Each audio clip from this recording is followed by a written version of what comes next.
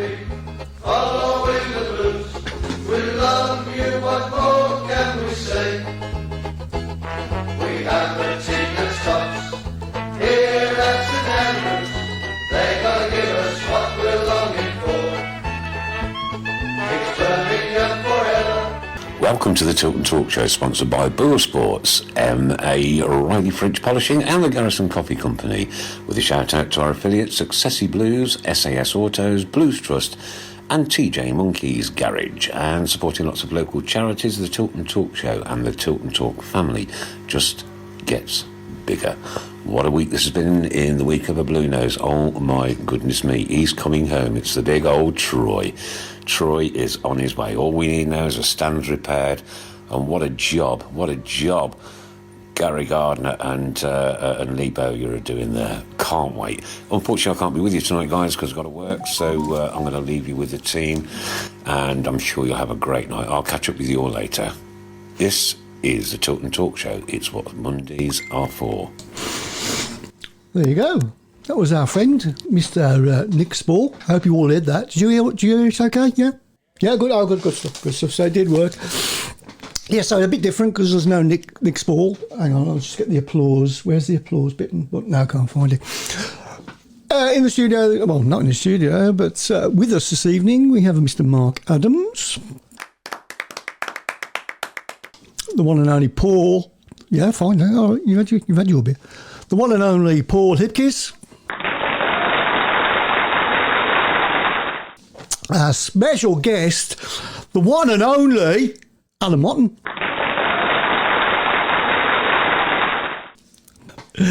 But our very, very, very, very special guest tonight, Craig Courtney. Who are you? And our very, very, very, very, very, very special guest, Connor Tierney.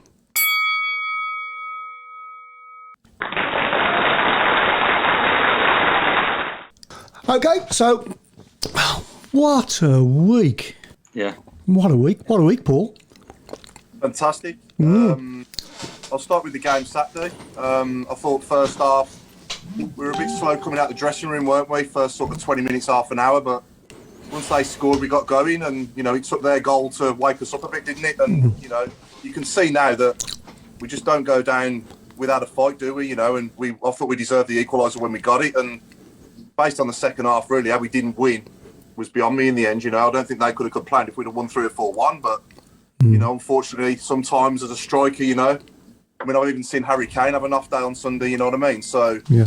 Hogan's a good couple of chances, and EK's chance, one of them goes in, and we come away 2-1 and fully deserved. But, the good thing is, we're not losing them games anymore. We're drawing when we're not winning. So, and we're creating chances at a plenty. So the way we play now, it's just fantastic. And the thought of Troy Deeney, adding Troy Deeney to that as well, yeah. He's really exciting, isn't it? It really adds to our attacking options. And I just think, if he's fully fit and he's raring to go, and we can keep him fully fit for the rest of the season, then who knows where that's going to take us, because if he's in form, fully fit, up there with either Djukovic or Hogan, I think we've got a good season ahead of us, haven't we? Yeah. Your thoughts, Mr. Craig Courtney? The first thing is Gardner. Well, what a job. What a job he is doing. Our signings across the season so far have been, we haven't seen a bad one. No. So he's really, really pulled out the bag. But for me, the main thing with Troy Deeney is, not only is he a blue nose, but he is, you look at Facebook, you look at Twitter, in fact, everywhere on social media, and he's pulled the Blues fans together. Just that one signing has made such a massive difference. And huge. I can't wait to see him playing. And I think his interview summed it up beautifully when he just turned around and went, "I'm not here for the money. I'm here to play." That's great. Yeah. Definitely. I think people are saying we're a bit low, Chris. I don't know if you can tell us. I've just turned you up a little bit, so hopefully that's all sorted. While you're talking, I'll try and hire it to a little bit more. But our strongest 11 now, it's good enough, isn't it? To, if we can keep them all fit all season, and obviously you're not going to play every single game the same 11, but if we can keep our best players, Chung and now Deeney and all these great players. I've got to put Jeremy Beeler in there as well because I think he's been magnificent at wing back. He was for me man of the match on Saturday. I thought he was brilliant, absolutely brilliant. Yeah, I mean, like I say, we're just all buzzing, aren't we? I mean, it's almost like we've temporarily forgotten about the issue with the ground. It's just a shame that Troy will be running out for his debut in front of half the ground. But, I mean, what options we got now up front? I mean, you got Dukey, you got Troy, you got Hogan, you got Chucks on the bench. It's like Paul, it's just options. You need to have two good players for each position, and he's heading out. Yeah. Do we think we'll sign anyone else before the window closes tonight at 11 o'clock? I don't know. I don't think we will, and I don't think we're okay at the minute. I would have thought. I mean, there was one. Sorry, Connor. There was one silly rumour. Well, I don't know about silly, but there's a rumour about Jack Wilshere. I wouldn't touch him with a barge pole. Really? If you can get him on a pay-as-you-play, then yeah, maybe so. But I wouldn't be paying him like thousands of pounds a week on a 3-year contract. Put it that way. Mind you, having said that, Paul, apparently he's in Italy. I think he's beating an Italian Serie B team at the minute. Yeah. So I think it's a non-starter, that one. Such a shame, really, because he was such a great player. You know, when he first burst on the scene, he was brilliant, but just so injury-prone. It's such a shame, isn't it, really? Yeah, he petered off, didn't he, after he went from Arsenal? Where did he go? Palace, was it? Where did he go? Bournemouth. Bournemouth. Yeah. Petered off a bit there. What's your thoughts, Alan, on the Troy Deeney pillage? Well, I was reservedly excited, shall I put it that way? Yeah. Because I've got this negativity that comes with age. You're only 21. Is this the real deal, etc., etc., etc.? He's a 33-year-old player. All these sort of debts, but from the time he signed, probably this time yesterday, I spent the whole evening watching videos of his goals, of his life, and I got to know this because to me he was just Troy Deeney. Yes, he's a blue nose. He plays for Watford, scores goals, gets them against B6, and everybody's happy. So that was as much. But I listened to all this stuff that had gone on in his life, and then that interview that he made with his pal, as Craig said, I've come here to do the business. It lifted me completely. We've not only got a good footballer, we've got a good person, and he's a type of person you want in your club for lots of reasons, and he's dedicated himself now to us, and I think I can't see him not being this time yesterday I was thinking, yes or no, but I can't see him not being a success. He can be so determined, he's not come for a ride. He's come for do the business. Yeah, and dressing room wise as well, that's got to be a bonus, really. Yeah. It's got to be it's got to be great to have him in the dressing room. I love the fact that we've got that, other player now with more experience, because there was only really George Friend, wasn't there, that's played in the Premier League before and, kind of like over 30, and when we've done well in this league in the past, we've had the Phillipses, the Carsleys, the Cars, the Bowyers as a player, all these players that were over 30, coming towards in the twilight years of their career, but my God, didn't they do well for us? Yeah. I mean, the first time we went up with Jeff Kenner, Steve Vickers, I think it's important to have players like that, and, 33, he's only just turned 33 as well, hasn't he? So, he's still got a good few years in him. Yeah, he's brilliant in the Championship as well. That's the other thing. He's done it. He's done it before. He got Watford promoted, and I think twice with them. And whenever he got the opportunity, he put the ball in the net. He's just going to bring that extra passion. You mentioned the dressing room. God, it'll be firing. There's actually blue noses in there, and that's something we've been missing. It's just on the shirt. Go on, Paul. Just coming away from this subject. Mick Greaves has put a comment that I wanted to sort of say, which is rest in peace, Sam Oji. Oh, yeah. Yeah, I saw that, Yeah. Only young as well, wasn't he? 35. No, cracking, no age, is he? No age, absolutely no age. I did see that today, that he's one of his dreams is to buy the club. Yes. See that? Don't you reckon though, Chris, or to everyone else? Don't you reckon it's almost like he's going to be here for a few years as a player and possibly a coach? Yeah. Yeah, Yeah. yeah. I think he's there for a while, quite a while. Yeah. Wait, I till- have- yeah. Can't see him go anywhere else for a bit. No. No. Yeah. Connor, you're a big Blues fan. Yeah. Yeah, massive Blues fan. What's your thoughts on Troy Deeney coming? Well, put it this way: when the rumours are true, and I was looking at my phone last night, the missus actually said, "You've never smiled at me the way you smiled at your phone." So I was absolutely buzzing. That's all I could think of. We went out for a meal last night, and I kept singing, "Deeney's coming."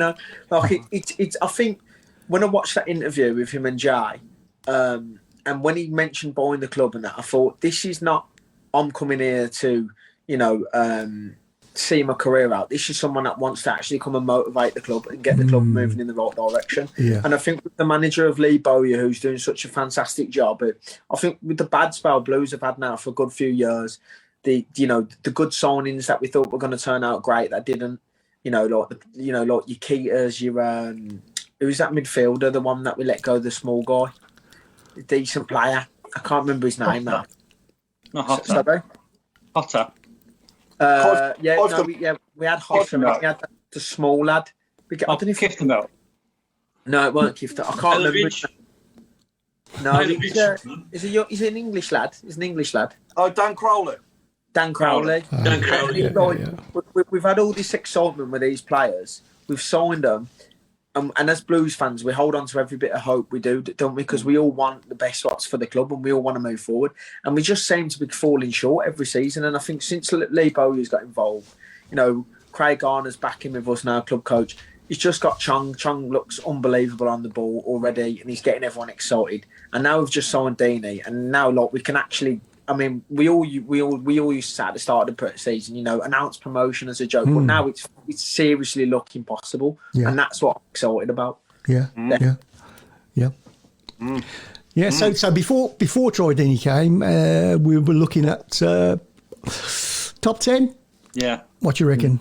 I'm still going to say we're going to just miss out. I know it's not being pessimist. I think we'll be top 10, maybe sort of 9th now, 8th, 9th. I still think it needs a little bit more. I'm not saying promotion's not possible or playoffs and all the rest of it, but realistically, something inside says not this season. I think we'll just miss out. Well, for me, one thing you need is the officials on your side, and to make the right decisions at the right time. And again, on Saturday, their player headbutt Aniki in the back of the head, and it's a penalty, straight red card. And obviously we don't have VAR in the Championship, but you want them to do their job, don't you? And see that, and the linesman, you got two linesmen, you got the referee. At least one of them should be seeing that, and the fourth official as well. So that really was a shocking thing to do, weren't it? Yeah, it was awful. Just reiterating what Craig said earlier. Nigel says credit must go to Craig. What a great job he's done.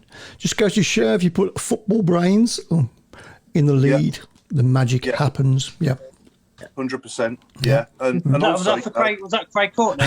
Definitely not. Of course, Mr. Fixer's always doing it. No. The word brains and Craig Courtney don't sort of go together. Easy. So, Connor, tell us a bit about your fighting so far then. And obviously before we went on air, you was telling us you were moving over to the States. So I've just recently signed a 4-fight deal with an American promotional company for bare knuckle boxing. They're huge in America. They're massive. They've offered me this 4-fight deal. I've just left the UK company, and the first fight's November the 6th in the Niagara Falls, Buffalo, New York State. Nice. So it's so unreal because I still pinch myself, to be fair, every day and think, I can't believe this is happening. It's just like today when a new Deeney signed, I kept pinching myself. The bare knuckle fighting, it's a sport that's it's not as big as you're the mainstream boxing stuff, but I mean, it seems very barbaric to me. But it's not, is it? Tell me it's not. It depends on the fighter as well. And I mean, obviously, me having a boxing background, I boxed at Birmingham City Boxing Club for a lot of years. The likes of the Yafai brothers, who's just won gold. And I've got that technical side where I actually bring boxing to bare knuckle, and I think that's what a lot of people like about me. It's not like the brutal, face covered in blood for me. A lot of the times I'm sort of getting out there with little or no damage at all, if I'm lucky. So you've physically got to get more hurt though, surely. Yeah, it's different because I've said this, like when you've got gloved boxing, you can hold your guard up and you can take a lot of the punches on the gloves. You can't take bare knuckle shots on the hands; you'll break your hands, and I suppose that's why the rounds are shorter, and you have to be a lot more alert and on your feet, and you don't want to be standing there and getting punched bare knuckle in the face because it's like the slightest shot catches you under the eye and your eye will blow up like a balloon. Yeah. Adam says, what made you pick bare knuckle over regular fighting, regular boxing? Would you consider moving over to MMA? Yeah, I probably would, to be fair. I picked... I think I went for a spell when I was in the amateurs and I was fighting in amateur boxing and I was sort of on a bit of a bad spell and I weren't really enjoying it as much and I needed some more excitement and I knocked it on the head and then that came up and I thought, you know what, I'll have a go and they signed me and I went and done a prize fighter and ever since I haven't really looked back because I've probably got bigger than most professional gloved boxers around the city and around the country. Yeah. In 6 fights, I've got a lot more. How can I say it? A lot more publicity from being bare knuckle and now winning the world title and being Birmingham's first bare knuckle boxing world champion. So I don't regret the decision, but yeah, I am open in the future to doing MMA and glove boxing, probably going back to it. Tell us a bit about what got you into blues then. Do you remember your first game, your first favourite player and all that? Just take us back to the beginning of your blues life. So I've been like when I was younger. Do you know the most memorable game? Is when we got promoted to the Premier League when Darren Carter's penalty. Yeah. And I'll never forget that because I remember running out my house. I can't remember how old I was. And I remember running out my house as a young kid. I lived on a road down just round the corner from here. And I remember screaming, running around to my mates, and they were all Villa fans, and I popped my head for the curtain, and I'm like, and all that. We're coming up. And so like that was more memorable game, that was. And then as I think when I was younger, I spent a lot of time probably going to boxing and stuff, and I followed blues, but I didn't follow them like my dad never actually went to games. It's only till when I started hit about 13, 14, I used to buy a ticket, £5 ticket. Do you remember the kids for quids and stuff like that? And we used to go 5 or 6 of us on the bus to most games. We was in Championship at the time, going back about 2013, 2014. That's when I really started going in and getting interested, and watching it properly because it was I loved it. That bus, that whole, we used to go to Digbeth. We used to walk past the Old Crown and go, we'll all go in there when we're older, when we're 18, and we'll have a pint before the game. We used to go to this little cake shop, have a cake and a cup of tea and walk to the... And that's my memories of it, and I loved it, you know what I mean? And I wish I could go back in time and live them moments again now. But And who was your first favourite player, would you say? Carter. Hard. Nah, it wasn't Darren Carter. I don't know, because I was thinking about this when we got up. I couldn't really put my finger on it. I remember remember Damien Johnson? Yeah. I remember he came to my school, he did. His best mate was the teacher and he got him in. And then I think because I met him and he gave me a little pep talk, I always sort of idolised him as a little blue nose because I was only young when he came. Yeah, he was a bit of an unsung hero, Damien Johnson. Yeah, great player though. Yeah, 50 grand from Blackburn, and I think he played in every position on the pitch for us, didn't he? Apart from he was a hard work, wasn't he? He was a good player, to be fair. There's so many good players, some good forwards, Dugarry. He was a great forward. Martins was a good player. Joe Hart, one of the best goalkeepers I think Blues had. That went on to do good things playing for England and stuff. Yeah. And when you look at the goalkeeping resume of Ben Foster, Joe Hart, and where they went to after the club, it's put Blues in a good stead for the coaching in the goalkeeping department. Yeah, so a lot of people always went on about that, didn't they? Yeah. And have you picked a 1 to 11 for us as well, Connor? Have you done your strongest 11 in your lifetime? I'll be honest, mate. I can't really pick it. I'm struggling with that. You know, when you said it was the one, it's so hard because there's so many good players, Brad. I literally looked at about 10 strikers that I all love, and I was like, I can't pick these. I can't narrow it down. And then if you tell me like, oh, who did you pick? I know that I'd start going off on another striker. That I was like, oh well, I wanted to pick so and so because of this. So no, unfortunately, if I'm back on the show next time, it's not easy. It's not easy. We've had so many people every week say how difficult it is. It really is. Yeah, it really is. But yeah, but well done. No.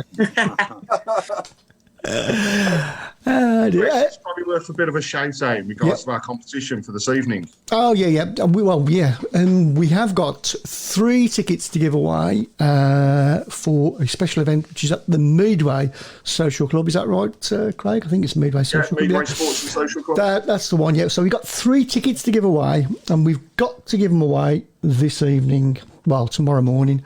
So we just want you to keep watching the show, because at the end of the show, we're going to ask you a question which we haven't thought out yet, and then we're going to do a draw tomorrow and pick the winners. So there's 3 tickets. So there's one for a couple, one for a Billy No Mates. There you go.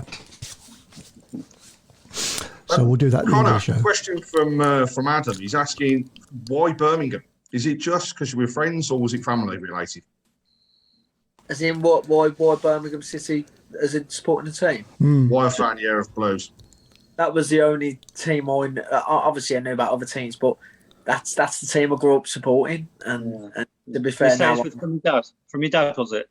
Yeah, like my dad was a supporter, but he never obviously went to games. But I think once I locked in that I was a Blues fan. Like, I never believed in you could changing teams halfway through your life. You just stuck with it, you know. And Blues will be run through, and it's hard now because my missus is pure Villa. Her family are all pure Villa. so you've drawn the short straw there, then. Yeah. Is he going to get the £10 fine for saying the V word? Oh, crikey, yeah. Never mind. Mind you, he's flexing his knuckles. We better leave it. Gulp. Chris, our friend Linda says Troy's going to score 6 on his debut. Are you worried? I've just saw that. I've polished up the thong, and this time I'm going to turn it the right way round. That's another £10 fine for giving images we don't want to think of. And Nigel's also betting on Blues hitting the 6 before Christmas. There we go. Jackie's going on Friday nights. I'm going. Hubby booked me tickets for my Christmas present. Can't wait. I love Bazza. Who doesn't love Barry Fry? Come on. Oh yeah. He'll have some stories. Yeah. I can imagine even Villa fans love Barry Fry. There's a lot of comments here, Connor, that you need to keep your £10 for yourself because you need to be getting divorced. Really? Oh, lucky enough, I'm not married yet, so you can't afford it now. Yeah, right. Okay then. So I was going to say now. Oh yeah. So yeah, don't forget. So you need to watch the program very, very, very closely because we're going to ask questions. Well, at the end of the show, I'll think those up. Who's going to get dropped now? Deeney has signed Hogan. Who's going to get dropped now? That's an interesting one, isn't it? You assume Deeney will go straight in up front alongside Djukovic or Hogan. I mean, it gives us good options, doesn't it? It gives Bowyer a nice problem to have. I don't know. Who would I don't know. Lico. I genuinely don't know. I think Deeney could work well with Hogan, and I think he could work well with Djukovic as well. Well, yes, what a problem to have here. Yeah. You know, but I don't know. Going back to Saturday, because I went to Barnsley on Saturday, looking at Hogan's body language, I don't know. He might need a bit short of confidence now, I think. Why didn't they give us more tickets to go there? Well, half the stand behind the goal's empty. Why didn't they just let us have the whole stand? They would have made more. Yeah, wasn't it due to stewards? Not enough stewards, I think. With shortage or something, yeah. Yeah. When was the last time we had 5 strikers? Probably when Barry Fry was the manager. Barry Fry, no, that was 36 strikers. Yeah, we'll have rotation, says Steve Portman. Yeah. That's the thing, though, Chris. I think a lot of people on social media are saying, Troy will play week in, week out, every game. I don't think it will pan out like that. I think he will be rested now. No. We said this before the show, didn't we? I mean, even for the Derby game, I can't see him starting him. I think he'll bring him on. You think? Wouldn't be surprised. I think so. Yeah. Yeah, I wouldn't be surprised. Do we not think? Do we think there's a possibility he could be our new captain? Well, I said there's a statement today, wasn't there, Paul? They said Dean's keeping hold of the armband. Right. Okay. As far as that respect, Harley's still the captain. Or I think Dean has been the outstanding success from this year. I mean, I agree. Yeah. That they said he's actually not committed a foul yet in the league. Now that's unbelievable. And we've only conceded 1 goal away. Okay, a couple at home, and I think he would. He still should be the captain, but having Troy Deeney in there.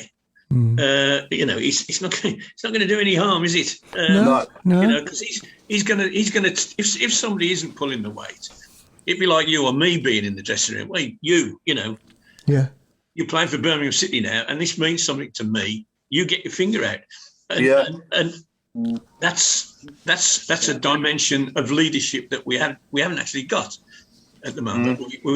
I'm really looking forward to seeing that kind of attitude. Yeah. No, agree. From Steve Kimberley, why not 3 up front? Thoughts? I mean, you could put Deeney then where Chong's playing and maybe play Chong a bit deeper, but that means obviously Sunich or Woods would have to come out of the team. And again, I think the both pair of them are working really well together. Difficult, isn't it? And it's a great problem to have. It is, yeah. I often think about the players that are already there, and what it means to them. A new face coming in, and all the attention being on that new face. Yeah. You know what I mean? Yeah. I mean, it can go the wrong way, can't it? Yeah. It could affect some. Yeah.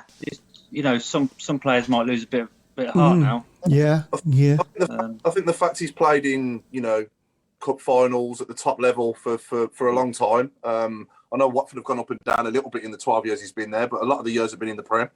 I think that based on that, I think they'll probably just look up to him, and the fact that he's obviously a Blues fan as well. Yeah. And he knows the club inside out. He knows the area inside out. I think it can only work well. I don't think it's going to be a bad sign. I think. Go on, carry on. Go on, Connor. Connor. I was going to say, I think with the type of player Troy Deeney is and the mentality he's come to the club with, not only is he going to be a great part of the team, but I think he's also going to try and take on this manager's role, like a manager's manager, like a player's manager. In that changing room, I think he's going to be like, look, lads, I'm here to take us as far as you can, but I can't just be on my own. I need you around me, part of the team. And I think he'll have a lot to do with Lee Bowyer. I think he'll have a lot of insight now to the team and how they're training. And obviously Bowyer knows how experienced he is. And he'll probably, go on to either be a manager or a club coach in the future. So he'll obviously be trying to take that role in as a player on the pitch, seeing how they are around him, seeing who's best for him on the field. So maybe it might perk a few more players up to try a little bit more harder to keep in the team. Yeah, especially the forward line, yeah. I just can't wait. I just can't wait to see his first goal and the look on his face and his celebration. Oh, crikey, the place is going to erupt. Especially if it's in front of the Tilton as well. If the Tilt, if people are back in, the fans are back. Imagine if he scored against Derby and the ground's full. Well, can you imagine? Can you imagine FA Cup third round? We get them lot from up the road. Oh wow! That's amazing. Crikey, yeah. At Villa Park, and he scores. But I say, wouldn't you play the video for the 2 videos for the release of Deeney joining the club? The first one, I'm now here at the end. Yeah. I'd have that on the screen before the game as well. Definitely. Yeah. It's fantastic. Full credit to the marketing team for that video because I thought it was outstanding. It was really good, wasn't it? Absolutely spot on, wasn't it? Yeah. Mike says that Lee said Troy will have to earn his place.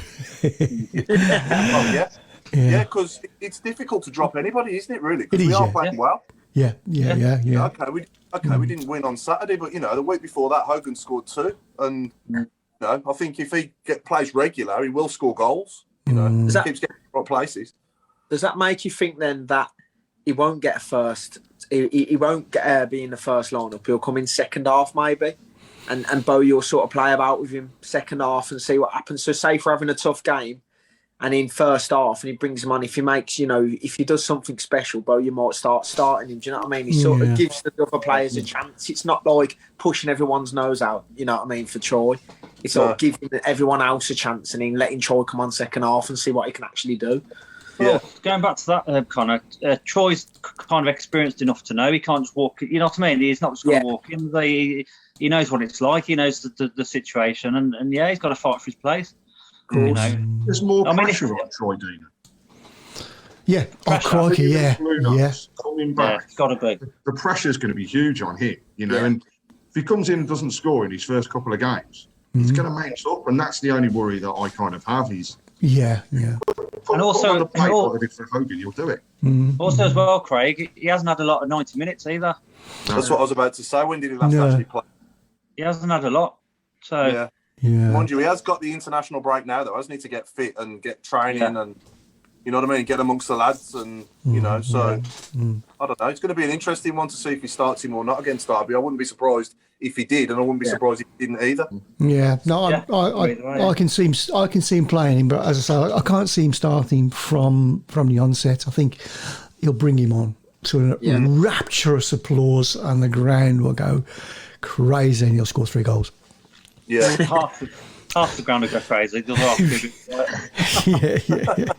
Yeah. Good old Auntie Linda's saying that we're like kids at Christmas at this present moment. And, it does seem like it, doesn't it? Yeah. It reminds me of the conversation when I was a kid and I got my Super Nintendo. Shall I play Mario Kart first or Mario World?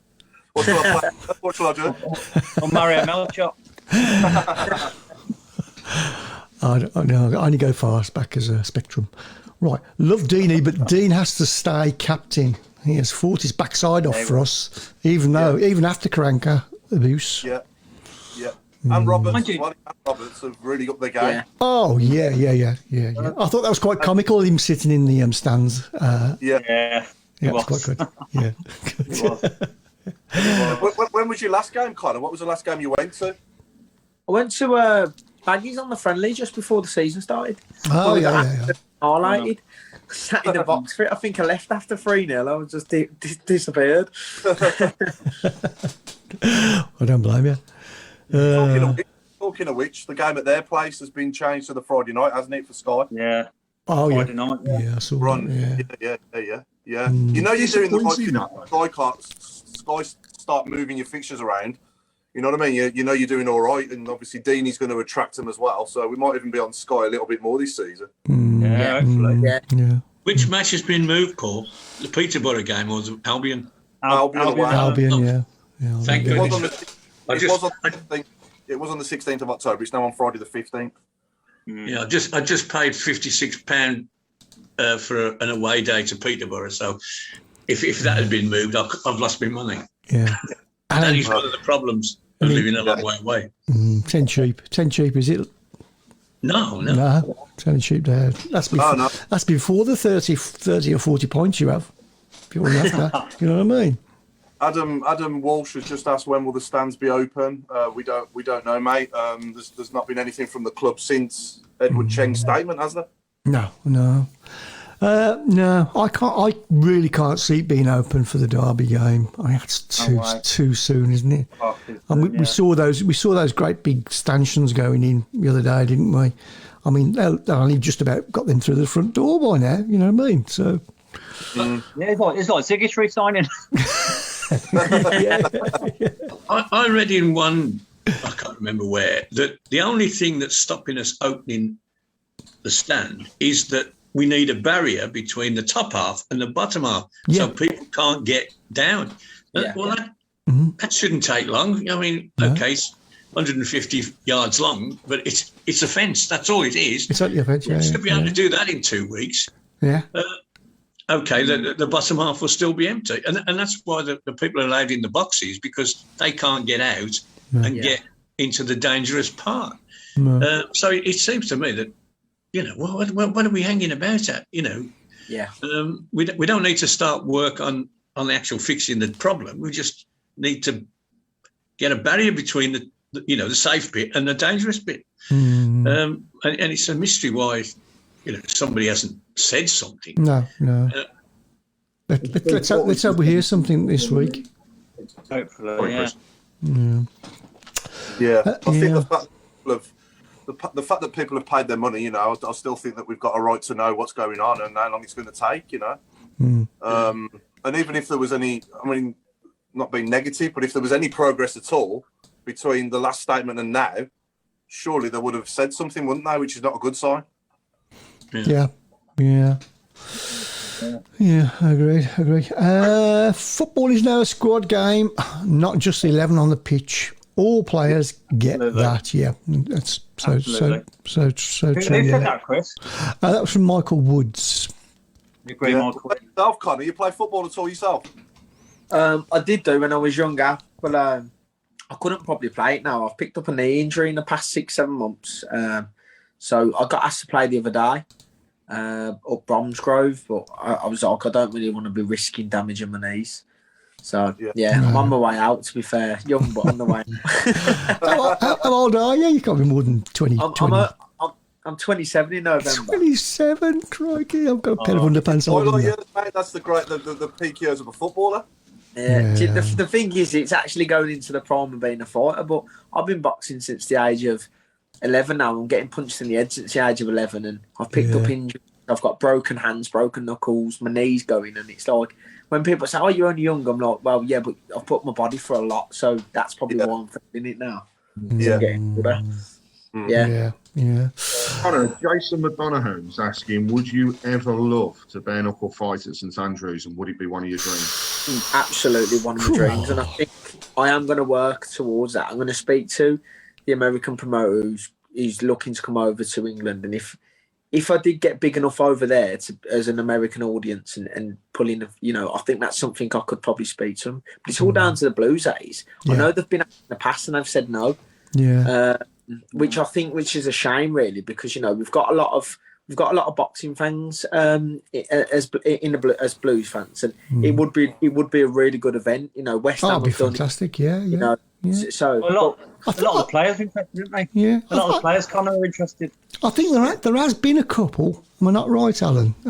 Many years ago, there has been a couple of boxing matches held at St Andrews. I remember the Johnny Vincent, John Prescott. That's it. Yeah. Against Henry Cooper. That's the one. Henry Cooper, and that was in the middle of June. Yeah. There was 10,000 seats on the pitch, as well as obviously the stand. It was in front of the clock, wasn't it? The clock, remember? Yeah. And it chucked it down in rain on the night. Yeah. The place was half empty. Yeah. So, you know, we're not talking about fighting in Las Vegas here, where the sun shines every day. It is Birmingham. Yeah, exactly. Nigel wants to know what are we going to do with him, or is it what would we like to do with him? Lico? Maybe go on loan. He's going to be very much a squad player now, isn't he? If he doesn't go out today on loan or anything. Obviously, Bowyer believes in him. You know, he does give him a. What's that? Sorry, Connor. I don't know why. No. But you know, anyone who puts the shirt on, you know, you've always. Yeah, I think now, especially now as a time, maybe we should get behind all of them, you know, and. I loved it when he was coming on Saturday and the fans were singing Lico scores were on the pitch.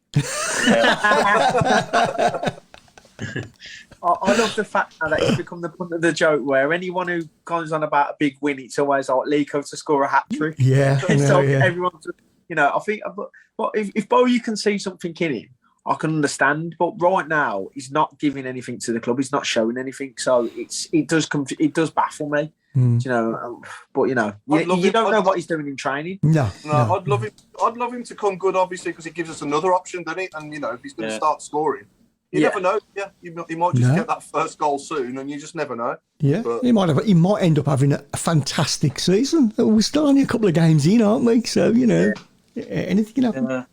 He's going to find 11 now. Taylor has said, I admire your optimism. Go on, Craig. Pete Taylor's been saying he'd still rather be punched in the head for 16 years than support them at B6. Well, I think that's very true, isn't it? He also says regarding Lico, swap deal with Rushton and Diamonds for their T-Hern. Well, they went out of business 15 years ago, so... Yeah. I want to come on to Neil Everidge for a minute as well. Did everybody see his video? Yeah. He's been through a hell of a lot, hasn't he? And he should be proud that he's back on the pitch playing for us again. Absolutely. And he's come through a lot, hasn't he? So it's good to see him back. Yeah. And we've got two good goalies there, haven't we? Yeah, definitely. It is, yeah. But regarding vaccination, I thought he, to be honest, I thought he sent out a bit of a mixed message, but that's just me. Yeah, well, he said that, I'm not saying that people should have a vaccination. It's entirely up to them. That was basically what he was trying to say, wasn't it? Yeah. Which it is at the end of the day, isn't it? It is, yeah. But you'd have thought, through, everything he's been through. I think, I've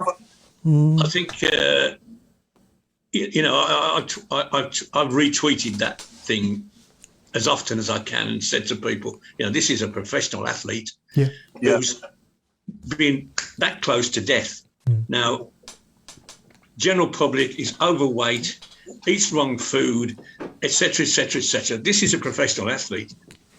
If you're a normal 30-year-old like we once were, you can't take those risks. Get yourself done.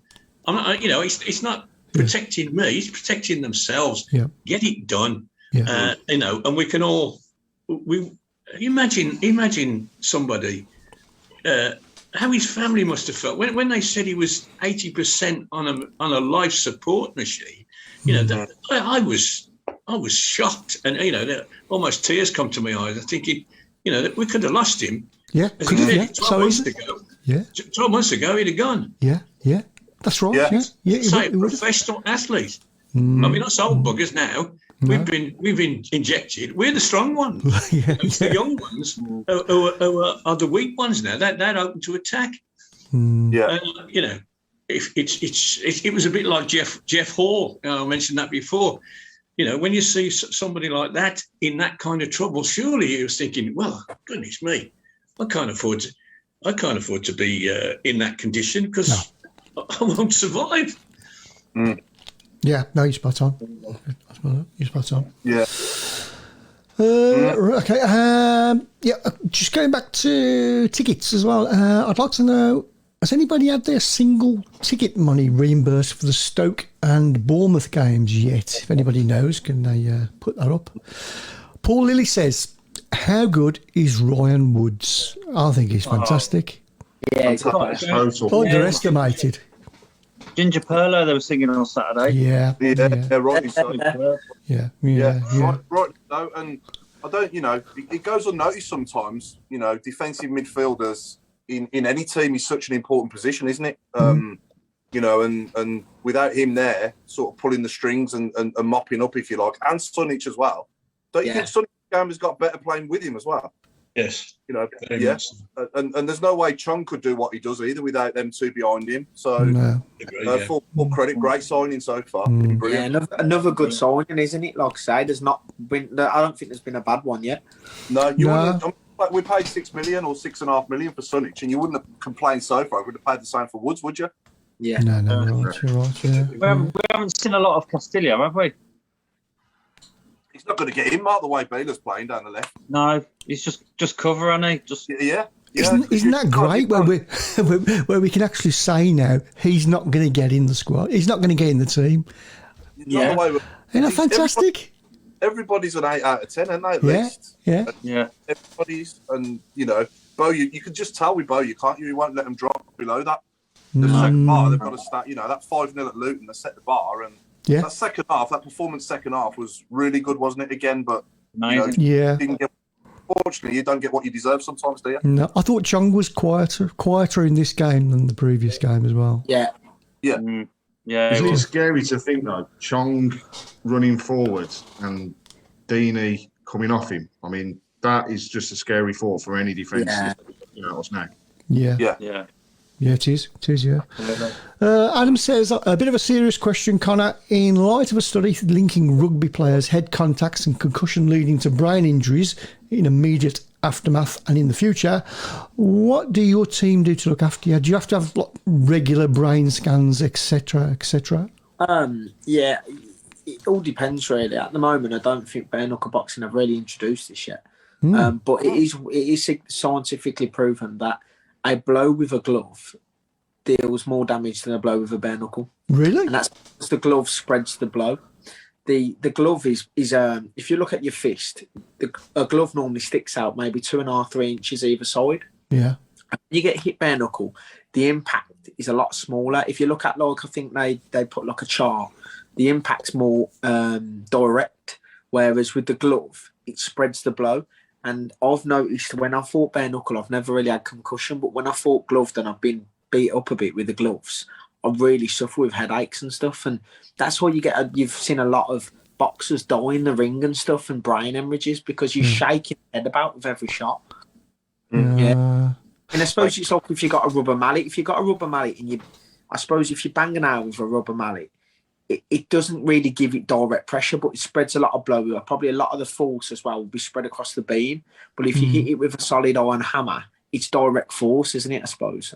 Yeah. So how young were you when you first had your first bare knuckle fight? I was 20. I just turned 24. Oh, right. Okay. So it's not that long ago. No. Not that long ago. And when you were first hit by somebody with, bare knuckles, what did you think? What the? Do you know what? I was so scared to fight the first fight, and people think, it is really. It's a scary situation because it's like I'm not really a confrontational person either on the outside, so when it came to it, when I got in that ring, and when I say small ring, it's really small. It's like 3 steps to the other side. And when you see some small, skinhead covered in tattoos, looking, and there's me, like some little tall, pretty boy with not a tattoo on him, like getting in the ring. And then I suppose people's thinking, he's going to get murdered here. Yeah. But I done really well, and I got collared, and I think, to be fair, what shocked me more than anything was actually when I was hitting them, because the pain that would go through your hand, like the bolt of electricity would shoot up to your elbow. You'd be like, it's surreal. It's a different feeling. It's a completely different sport. But like I say, it's not for the faint-hearted. Definitely. No. And when you won that title. How did you feel when you finally won that title? Honestly, it was. I think I got 3 kids and I remember saying my kids' names on my chest, and my hands were swollen, and the pain didn't mean anything at the time. I think I won. I actually screamed and dropped to the. I was crying. It's hard to understand. It's hard to tell people that feeling. When to turn around now and people to say, you're the first ever bare knuckle boxing world champion from Birmingham. There's no one that can say that. No. I'm guessing it's bigger. It's bigger in the States than over here, or it's a lot bigger in the States as well now. And anywhere else in the world, or is it just purely? It's actually growing now. There's a sport. There's a company in Russia that are all Ukraine and are absolutely massive. They're a real big following over there now. Wow. So. What's your walk-on music, Connor? To be fair, it all depends. I mean, I'm thinking about walking into David Bowie, Modern Love. Random or what? That's just a random one. I like David Bowie. I like the 80s. Yeah, I do. Yeah. Great song. Great choice. That is a good one. Yeah. Mr. Blue Sky should be Mr. Blue Sky, mate. That's what I reckon. Yeah. No, I was thinking some blues. Or you got the old Keep Right On to the End of the Road, but it's there's a certain band that done it at the time. And it's I think Frankie Gavin walked out to it years ago. Yeah. And I'm thinking about it, to be fair. But then the Americans are just going to sit there and be like, what's the hell's that? Yeah. I'm walking out with a big blues badge on my shoulder to the blues flag. Brilliant. Talking of that, did anyone see the Legion singing Key Right On the other day? I saw that, yeah. I thought it was great. Brilliant, yes. Absolutely brilliant. Yeah. I doubted if they knew exactly what they were singing about, but it was still. No, they hadn't got a clue, had they? They hadn't got a clue. All three of them. Yeah, it was brilliant, yeah. Anyone who has COVID will know how bad the illness is. Etheridge basically said to read facts and then decide, said Steve Portman. Yeah, I would agree with that. Yeah. 2 jabs and I caught COVID. I'm still rough, said Linda Enza, but she's rough anyway. She's a bit of a rough old guy.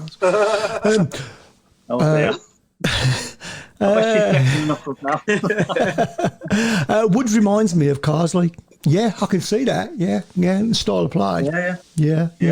And Chris Nigel Mann said, if we score 7, will you go in the ring with Connor?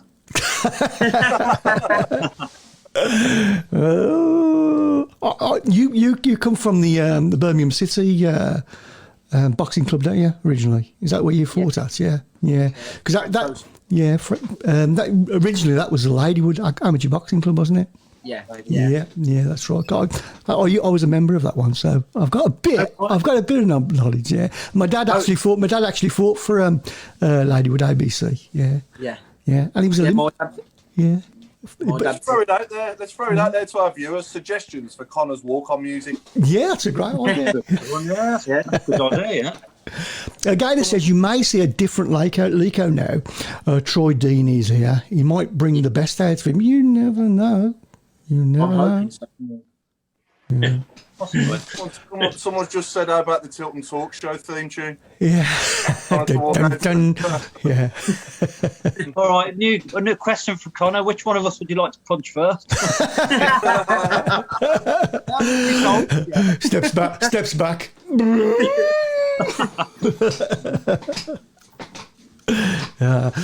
Nick Fenton, the gloves adds weight. It's there to protect the hand, not the head. That's correct. Yeah. Nigel said, I love Bo, yeah. If we win 5-0 and he says he's slightly disappointed, he always wants more. Yeah, I thought that was brilliant.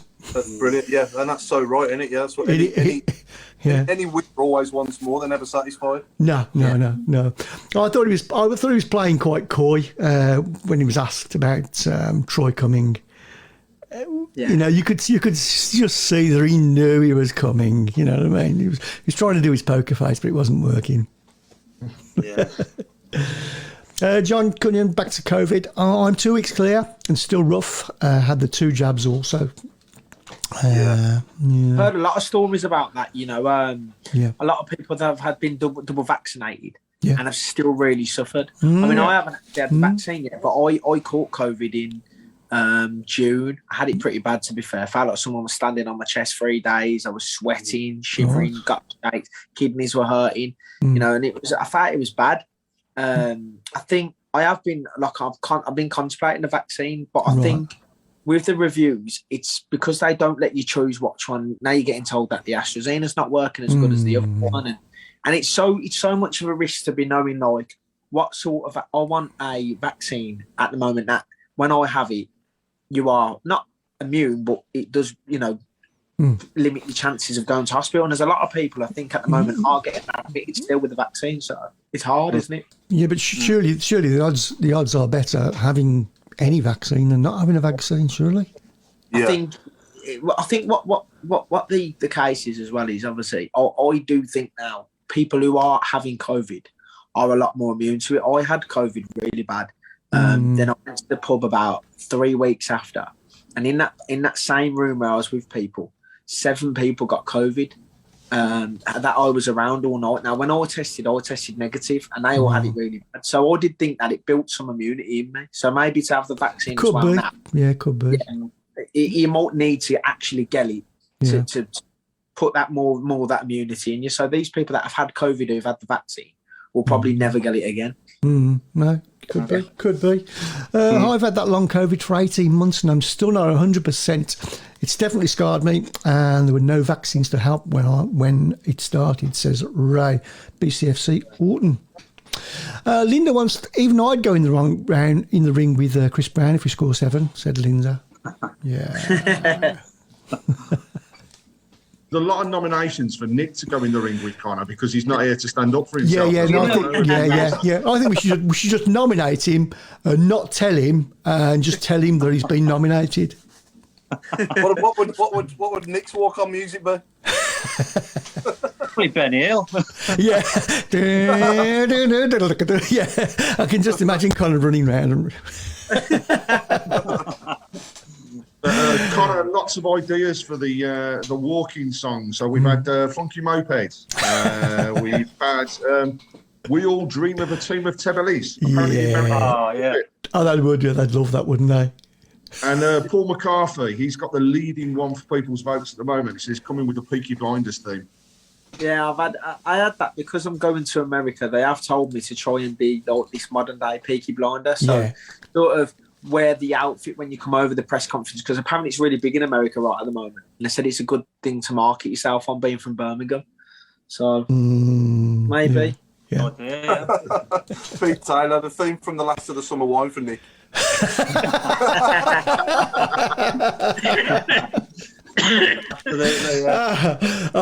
I'll get that ready for next week for when he starts the show. Just see if you notice. Chris, yours could be there's a hole in my bucket.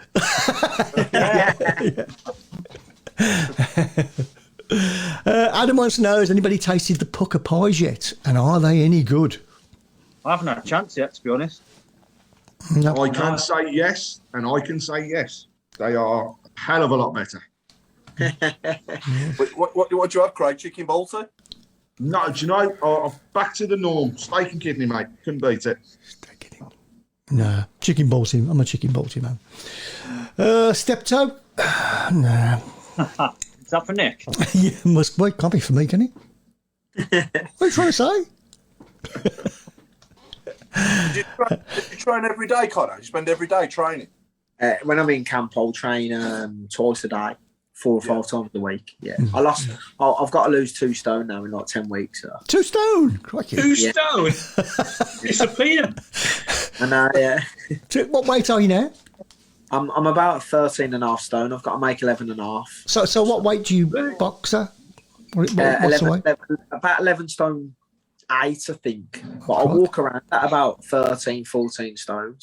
So the beer that is when I'm on the binge. Getting every night in the summer, and it's like dinner and a bottle of beer every night. So it catches up on you, to be fair.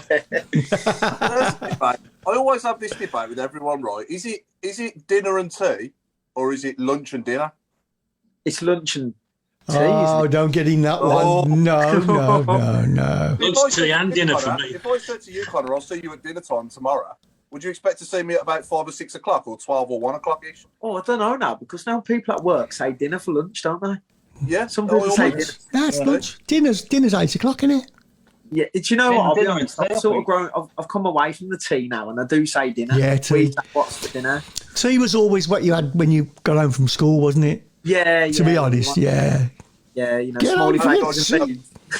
Maybe I just haven't changed then. Yeah. Lunch, only posh people have lunch, I'm afraid.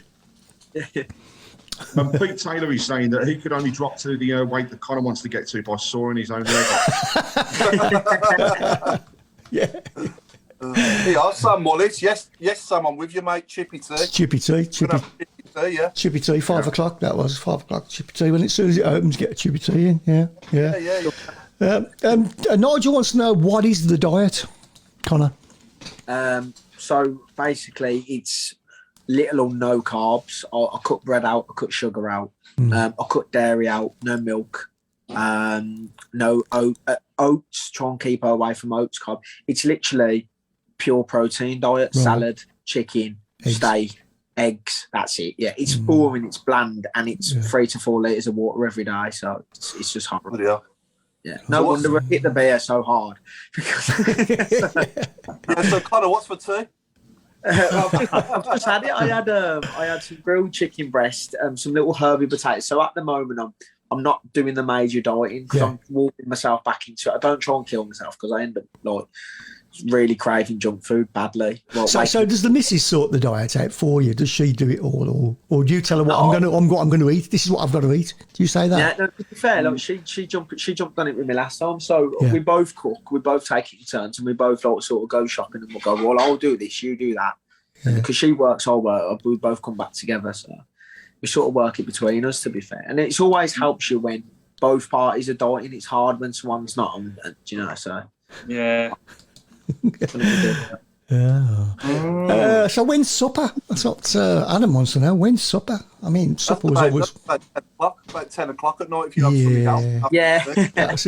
It's supper. My nan used to say that fish. You know, you had a fish and chips. You go, we'll have a fish and chip supper. What about fish and chip supper? Go and get a fish and chip supper in.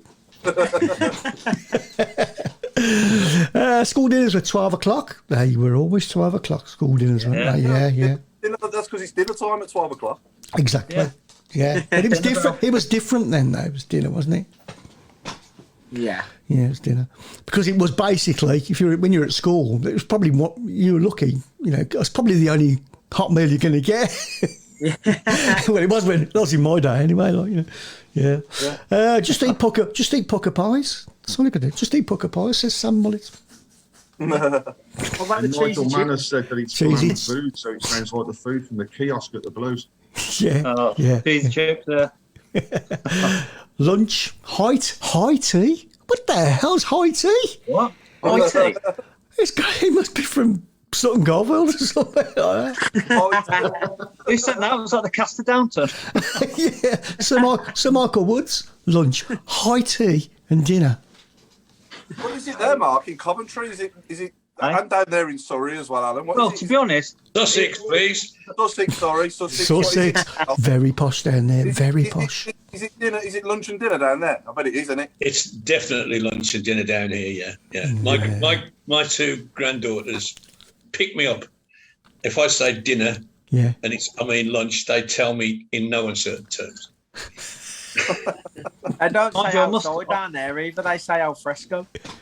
I must admit though, over here in Coventry, it's the age-old debate. I say cob rather than bash. God, no, you can't say cob. You can't say cob over there. When I moved over here, I wonder what they're on about. You want a batch, love? Oh, what? What? It's a cob. Cob? Yeah. Cob? I must admit, I mean, it always used to be cobs, but just lately I've started saying bread roll. Forgive me. Forgive me. Benson's got it here. Dinner break at work, tea time, and then evening dinner is an upper class thing with candles and a starter. Yeah. Oh, we do that. We do that every night. Everybody have that? Yeah, exactly. Yeah. Oh yeah. No, we do that every night. We get out the bath to go to the toilet and all sorts of things. So little. Steve, I don't have meals. I just have something to eat. Yeah. Fair enough. Blimey, my waistline will be massive with that order. It must be referring to your diet, Connor. Oh, really? Yeah. does he have a waistline then? A lad from school who played for Crewe drank so much water he must be pissing away every 2 minutes. Yeah. Can't say that word. Cheesy chips at Blues is legendary. That's this one that's going around, isn't it? Someone's just slapped a piece of dairy leaf slice on the top of the chip. I know, yeah. But the thing is, I don't think the picture was actually from the Blues. I think it's quite a few years old, that picture. So. It's gone downhill since then. It says, yeah. Technically, though, it weren't wrong, was it? It was cheesy chips. There was a slice of cheese on top of it. Yeah. Exactly, yeah. Trades descriptions wouldn't be wrong, would they? Yeah. No. I had a girlfriend in Sheffield. Well done. And all their chippy names were backwards to Brums. I don't Don't know what that means. All their chippy names were backwards to Brum. I don't know what that means. I'm in rugby now, down the road from Coventry, and it pains me to ask for a chicken doner batch. Yeah, that, exactly, yeah. You can't say I say cock just to wind them up when I'm in the In stand. Sheffield, my mate's wife is from Sheffield, and they call them bread cakes. Yeah, they do. Yeah. Oh yeah, Bread cake. cakes. Yeah. What, in that accent. In that accent, yeah. So what accent is that? Northern. What, Northern Slovenia. South African, that was. God. I think we better get back to football, hadn't we? Yeah. Sorry, yeah. Back to football, I've started a great debate again, haven't I? So next game then, Friday week, isn't it? So we've got the international break coming up, haven't we? So England playing Thursday and Sunday. I think we'll go full strength on Thursday, England. I don't think it'll be easy, to qualify for the World Cup in this group. It's not going to be easy. Who's in the group? No. So we've got Hungary and Andorra. And then who's the other team we've got? Is it Poland? Poland. Yeah. 4-0, 5-0, not 8-0. To be fair, you've got to look at the statistics though with England. You look at the World Cup, we got to the semi-finals. The Euros, you got to the finals. So statistic-wise now, you're probably looking at what? Maybe top 3 best international team in the world, England. So there's a lot of pressure on the team. Well, Connor, are you a big England fan as well?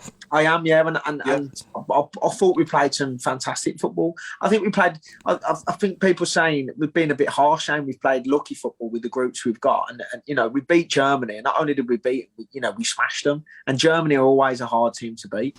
So, yeah. I mean, he got in that game. He got it bang on with the substitution. Though he bought obviously our friend. He bought our friend on who used to be on the road. And he changed the game, didn't he, when he come on? Yeah.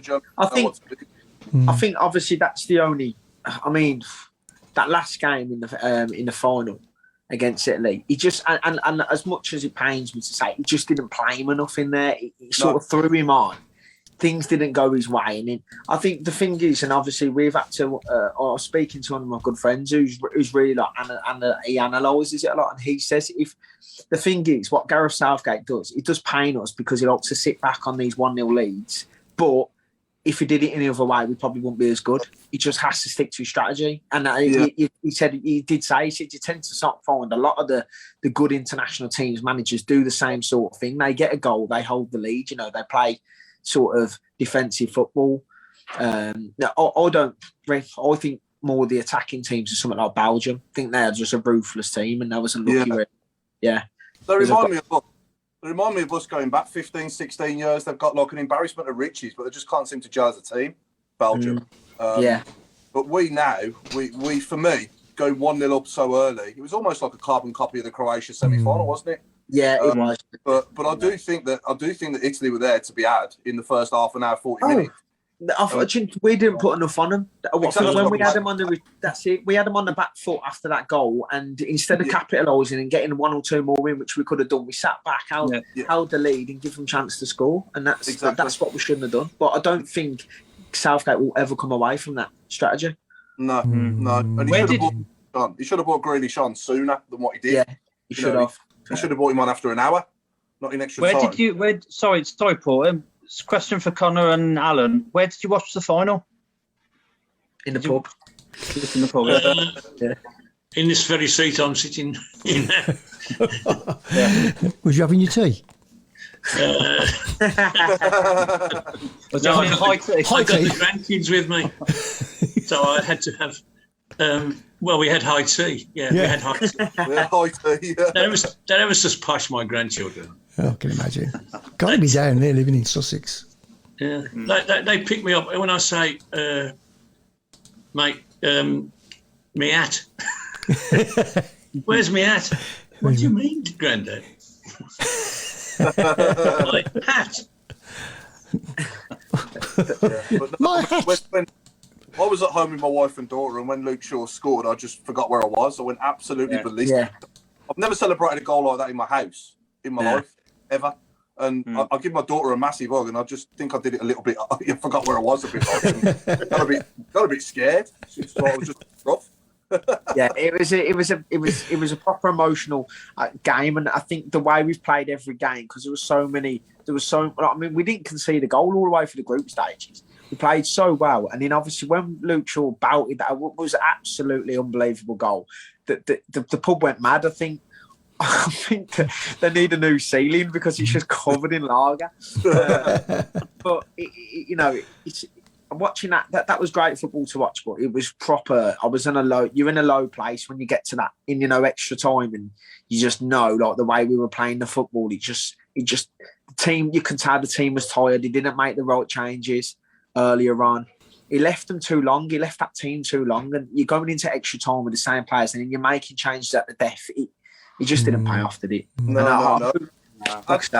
Walsh makes a good point here. How did VAR not review Chiellini's foul on Saka when he pulled him back? And he got booked for that. But Jorginho's was the one, wasn't it, on Grealish when he stamped on his knee? He should have been straight red.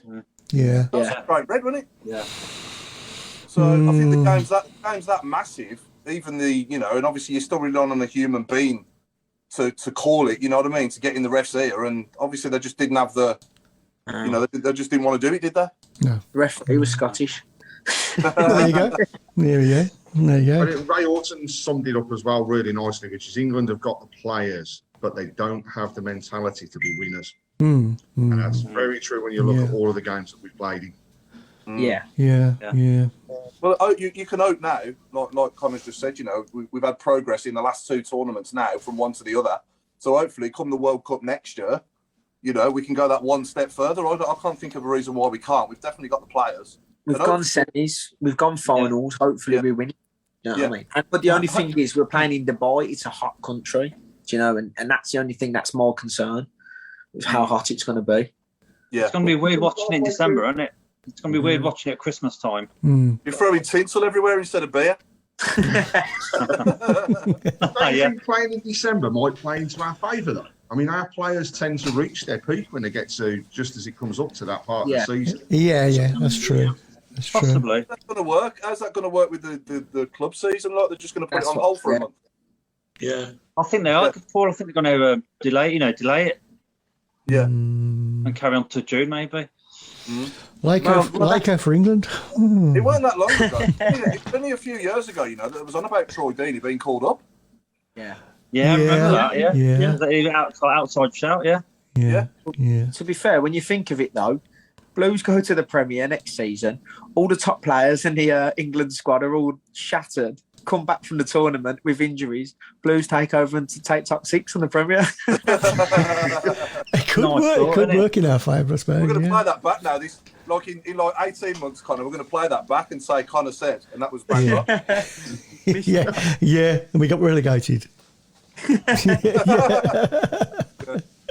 Lost all respect for Italy. Dirtiest in the game, says Adam. Yeah, that's the way they. Absolutely. But at the end of the day, they won, didn't they? In the end, on penalty. What was that centre half's name for Italy? Chiellini or Bonucci? Chiellini. I loved him. I think 36 years of age. Incredible. I don't think he'll be in Blues side tomorrow till he's 50. Yeah. Yes, he was all those things. He was dirty. He was Italian. He was whatever. Yeah. What a player to have in your team. Oh yeah. Honestly. Yeah. It's the type of play you do want. Over the whole tournament, I think the best team won it over the whole tournament. But on the night, I don't think they were that good. I think they were there for the taking in the first half an hour, 40 minutes, and we just didn't show enough ambition to finish the job, did we? So, but never mind. Yeah. Craig, just before we go to the last 15, there's no show. There's no show next week, isn't? So there's no show next week. But have we got anybody lined up for the coming weeks? Anybody in the pipeline? Scarily, we have guests. Well, scarily, no, on the good side. We have guests planned now until the end of November. Ooh, and good some. stuff. Your sound's gone. You gone, Craig? You got? Oh, am I back? You're back. Yeah. Off next week, but the week after, we're looking at Frank Cadrew joining us on the show. So that's a good one. That'll be a good one. Yeah, can't wait for that. Followed by Gary O'Connor. Oh, Yeah. That's going to be an interesting one. I bet they call it. Yeah. Chapati. And then we end September with Andy Legg. So we're going back through the decades when it comes to the players. Yeah. And there'll be some more announcements around October and November shortly. But like I say, some really good guests coming up. Fantastic. And we got a last 15. I saw you were talking about. Yeah. Okay. Craig, do you want to do the honours or do you want me to do it? Go on then, I'll do it. So, ladies and gentlemen, we was having a discussion early on, and we'd like to know for the last 15 items to do with either being in the gym or exercises at the gym and football. So it's over to yourself. And Connor, there's no getting away from it. You're in the gym all the time, so you've got to think of something. It's word association, Connor, this is, yeah? I don't know if you've seen it before. So it's word association, so you've got to change the name of a footballer or anything to do with football, to do with something that you'd see in the gym or that you do in the gym. I'll start you off, Jeff Horsfield. Jeff Horsfield, yes. Jeff Horsfield. Yeah. I'm pretty sure you've got one lined up anyway, Paul. Jim Smith. Jim Smith. Oh yes, that's come up as well. Yeah. Oh, there's a few people said that. Jim. What about Amari Dumbbell?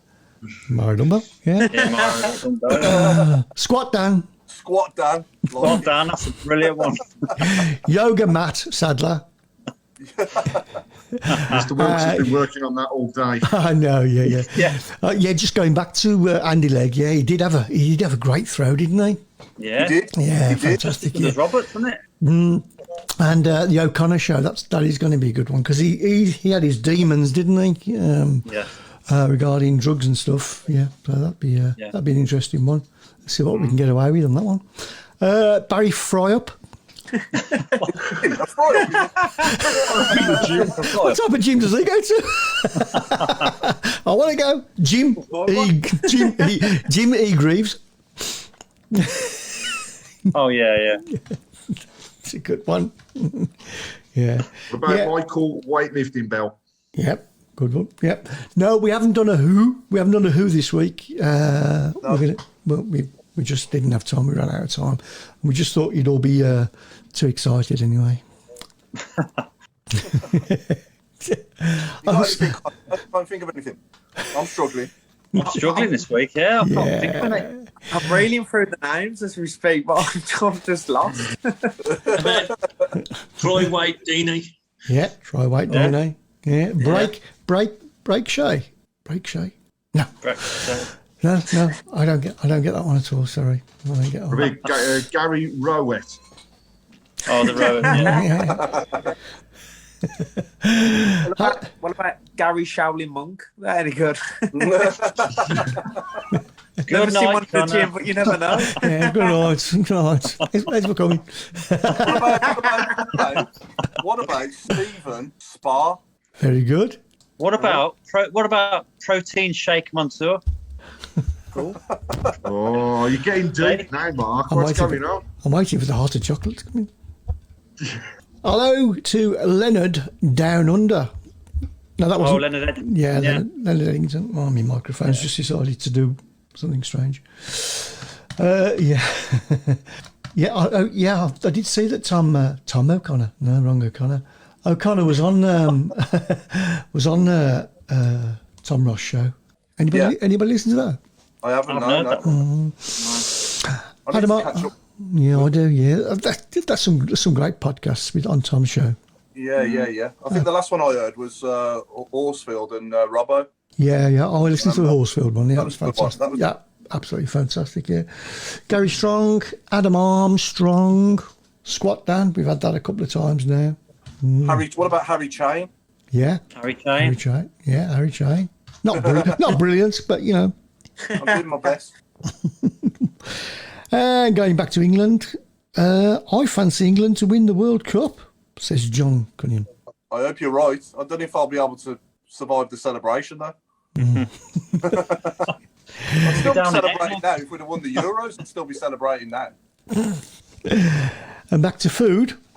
In real terms, it's breakfast, brunch, lunch, high tea, dinner, a supper, and a heart attack. Does anybody want me to tell you like what it was like winning the World Cup? Go on. Yeah. How old was you at the time, and what did you do after we won it? He's not that old. No, I know. That's why I'm asking. Could you remember? Well, it was. The thing was, I'll tell you the difference between then and now. Those players represented English football, right? The players today represent the English FA commodity. They're a commodity now, which gets in those days. You know, we all the players, even the great internationals. They were people like us, Bobby Charlton, you know, and those talk about his mother, Bobby Moore, Gordon Banks. They were ordinary working blokes, or they would have been if they hadn't been footballers. These lot today are on a different planet, and they are boosted up as a commodity. This is the England team, you know, and it doesn't represent us. It represents the FA and the Premier League and et cetera, et cetera, et cetera. But winning it, there was a few parties. One thing I do remember is there was at half time. I went and looked out the back room window, and there was not a soul about. There was nobody walking about. None of the kids on the street. Nothing. And we all sat there in front of our black and white tellies, and you know, we never doubted that we were going to win. You know, it was just them Germans. They kept. Because the Germans had gone through, and they'd had a lot of controversy and good fortune. Yeah. I was at Villa Park when Argentina played Germany. Oh, there was that a match, and the Argentinians were all over them. But then they got a bloke sent off, and they settled for a draw then. And you know, the Germans could have gone out, and we were worried, you know. And of course, when they scored first, it's all going to fall apart. That was a big shock. Oh, we're actually losing here because we hadn't been behind in any match all the way through. And then suddenly, this Haller, who for some reason seemed to score in every round, had put them ahead. And then, of course, the ending, you know, it's all over. And then they get this equaliser a minute before time. Again, you know, the world's coming apart again. And the whole, I mean, you know, you all know the story of extra time. And they, lost it. Still there? You know, nobody. Hugh Johns was the commentator on ITV. Everybody remembers Kenneth Wilson, but nobody I've ever met watched that match on ITV because he was on both sides. Yes, Hugh Johns, who was the commentator for ITV, you know, he didn't say they think it's all over. He didn't say anything. No. Something I've always wanted to know as well, you know, before the competition began, was there an expectation for England to win the competition, you know, being on home soil and so forth? And well, Alf Ramsey stated categorically to the press, because he didn't like the press. And, you know, they asked him stupid questions. He gave stupid answers. But he said, England will win the World Cup. Right. He didn't say, you know, we might, or, you know, we've got a good chance. He stated categorically, England won the World Cup. We'll win the World Cup. And they did. Yeah. And, you know, they had home advantage. They even managed to fiddle the semi-finals.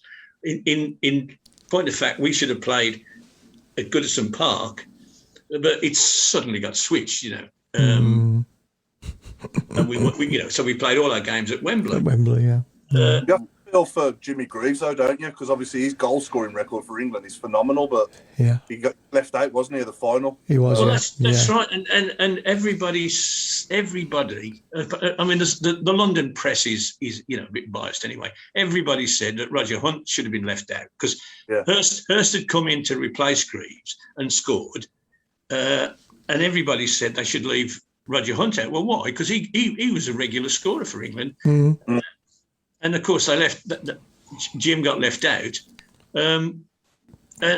he was probably one of my favourite players at the time, and I was a bit disappointed. But at the end of the day, you know, it's bad luck. No subs, and of course there was controversy 4 years later when he obviously he came back in the English side, but when he got to Mexico, they left him out again. He wasn't even in the squad, and of course the London press were all over that as well. But it was interesting days because again it was the first tournament that was shown, you know, every match live like we get now. The World Cup in Chile, all we got was filmed highlights that took 24 hours to get here. You know, it's unimaginable. But that's what it was. We just, you know, we'd listen on the radio to the commentary, and then 24 hours later, you'd get the highlights of all the games, but you know, it wasn't the same. Right. Okay. I just got a couple of minutes left to run through a few of these. Jim Fitzsimmons, Andy Leg Day, Don Star Jumps, Stern Attitude John, Danny Drinks Water, Dan Scar, I can't even pronounce that one, Paul Pescaladado Cheeks. Paul Pescaladado. He's put an arse in that. Yeah, I see what he's got there. Yeah. Oh, hang on, my phone's gonna die on. Oh, right, okay, we're about to say to Ryan anyway, so... Are we going to do the competition winners or anything? So the question is, Connor boxed originally for a club. Name that club. Easy as that. Now, I want you to email the answer to admin@tiltontalk.com. That's admin@tiltontalk.com. Are we going to draw out all the correct answers? I'm going to do all the correct. I'm going to do a draw tomorrow morning. It'll be about 10:30, 11 o'clock. How easy is that? Do you all know? Can you all remember? Can you remember, Connor? No, Don't tell us. I'm brain dead. Okay then. Okay, so it's goodbye to Mark Adams. He's gone. Goodbye to Craig Courtney. Thanks for Good evening, popping in. everybody. Thanks for joining. Keep right on. Thank you to our guest, Alan Watton. Goodbye, everybody. And thank you to Paul. Good night, all. Pleasure as always. And our special guest, Connor Tierney. Thanks for popping in. Loved it all. Good night. Cheers. Cheers, mate. Good night, everybody.